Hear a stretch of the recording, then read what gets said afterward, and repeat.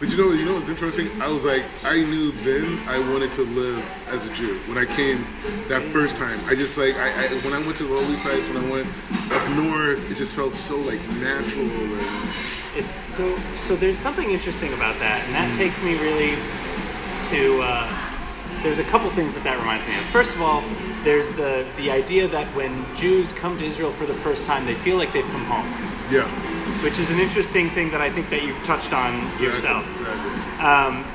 And something else that I understand, which you've touched on in your history, talking about African American Jews and African Jews in general.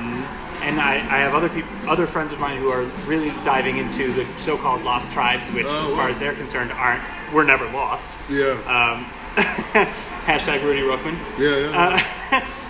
And so the idea that many of those who were brought to the United States as slaves may have been Jews in Africa, who were stripped of their Jewish heritage during the slave trade, and are reconnecting with that history now. Yeah. How does that? I mean, how do you the thing identify about it, I didn't even know about this. Like when I started my journey and just going on the path, it was just kind of like,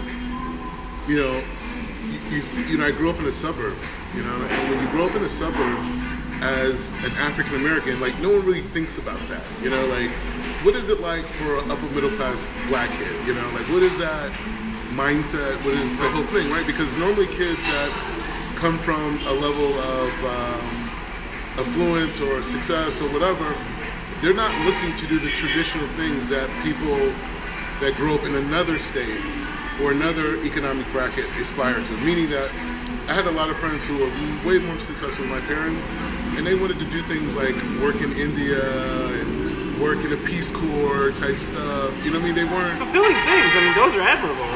Yeah. But those are working for certain nonprofits. They didn't have this sense to like prove themselves in the corporate world. They didn't have this sense to like make a name for themselves. Right. You know what I mean? That wasn't their thing. So I think growing up in that way kind of like made me like really think about like what is life really about, because like most black people in America are trying to be middle class and wanting to be successful to some degree, and it's like, and they think that's the goal, like Americans in general. It's like that's the goal, right? And then when you grow up, the white picket fence, but when you grow up with it and you realize that it's nothing. It's like it's not a fulfilling level. Most of the people here are on drugs and and all these other things. It's not like you made it because you have these material things, and so that seed was already planted in me. One of the things you asked me in conjunction with the other question was about the whole like black thing, right? Yeah. So the idea of kind of returning to those roots. Yeah, exactly. So the thing is, I learned about that from an Ashkenaz rabbi. Right, yeah. So I learned about my black kids. Like, what did he say to you? Okay, so it wasn't, this point wasn't to me. So what happened in 2014, Rabbi Chaim Kanievsky, right, who was the Dor, the big Haredi rabbi who passed away, I think it's almost 2 years now. He passed away. Like over 1 million people came to his funeral. He's a huge person.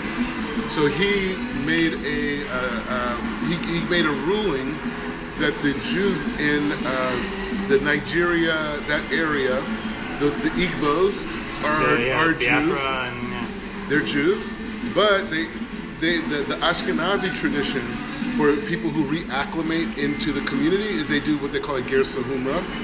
And then on the Sephardic side, in terms of reacclimation, because these are issues that the European Jewry had to deal with because of wars and pogroms and different things like that. So when people got dispersed or disconnected and they didn't have any records to prove, their Jewishness or whatever, they had different practices like ger sahumra, which is like basically like going into like a mikvah. You don't say a blessing. It's not like it's not so much a conversion, but sort of a reaffirmation.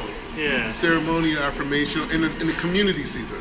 Right. Like you have witnesses there, and not that the community watches, but like this, you have witnesses there. So the issue with dealing with the Igbos and other people is not whether they're Jewish or not, is how do they reacclimate into the Jewish community. And there's a lot of different, there's different opinions on that.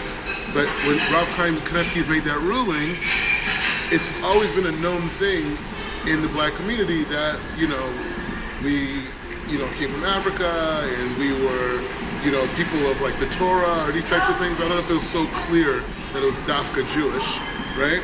But it's still, it was always, it's like a Masur inside the black community that we have this connection to the Torah and the 12 tribes, and it's a thing, like the whole Hebrew Israelite thing, right?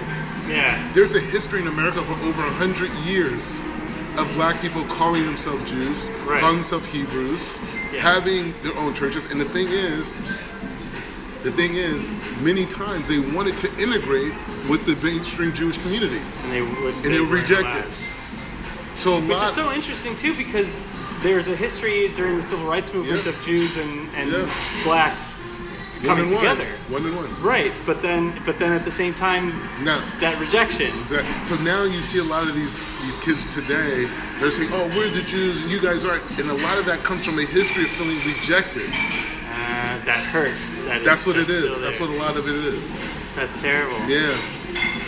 So, I mean, is there, because you mentioned Rabbi Kanetsky, are there others who are kind of leading the charge in that reaffirmation, sort of, or in the reclamation and that but then you bring reunification, but then there's other issues too. Like, it's not just a simple case of people returning to their Jewish roots and they want to rap to fill in and these types of things. I mean, here in Israel, it will be a major immigration issue, right? Like, I mean, like, there's like close to 20-something million people who identify as Igbos in Nigeria, and I mean, only some of them practice what we would call Judaism today.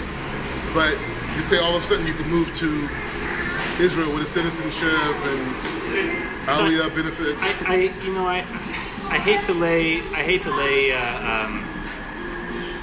accusations of that sort because I don't necessarily have any proof of that. But do you think that there's still that element of racism or otherism in the Israeli society that is preventing that? Because on the one hand, it is a logistical issue to absorb into this tiny space 20 or more million people. Another 100,000. Right. I mean, that's a major issue, and it's definitely worth noting. But at the same time, at the same time, we have the Black Hebrew Israelites, and you also have Ethiopians. There's so many different streams of Jews in Africa that are here or are trying to come here, or are separated from their families on their way here. So, do you think there's an element of that? I don't know. I mean, I don't know. I mean, I haven't personally seen that. I don't work closely on this issue. My thing is my position and participation in the whole black people and their connection to Judaism is really more so having it incorporated into the narrative of African Americans. That this aspect, it's not our whole narrative. We're not saying everybody who's African American is a descendant of the Igbo Jews, right? But a humongous large amount. I mean, there's a guy Chambers who's different writers have written. They said out of the 1.7 million people that were took from the west of Africa, 1.3 million of them were Igbos. Yeah. So it's a big deal. You know what I mean? But the point is to say my personal involvement and my passion is just for that aspect to be a part of the narrative, meaning it's in history books, it's in educational forums, and black kids could see that, hey, we have all different backgrounds and we have different experiences, but there is an aspect of us that, we have relatives or maybe us ourselves where we have a connection to the 12 tribes. That's it. And just leave it that, and people could go where they want to go with it. You know what I mean? It's not that. So my passion is really institutionalizing the information for Rav Chaim, and being able to connect that with other historical narratives of the African Americans in the transatlantic slave trade, and that's it. I talk. Let people take it from there. Yeah, you stay out of it because it's just like what made my conversion to Judaism powerful, or even really my conversion to God, right? Because that's really what this is. It's like, yes, we're a people, but we're people of Hashem, right?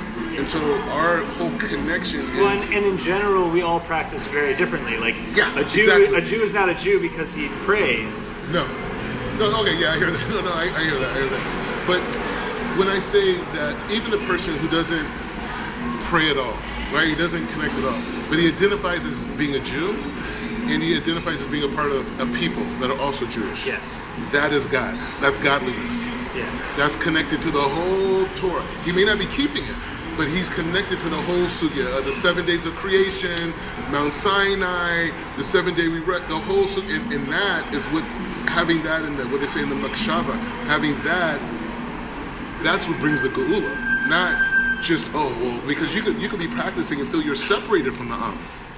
Right? From the nation, yeah. Yeah, so from where, what did you accomplish? So it is that all-inclusiveness and even the greater body of humanity in seeing ourselves also connected to that, you know. So that's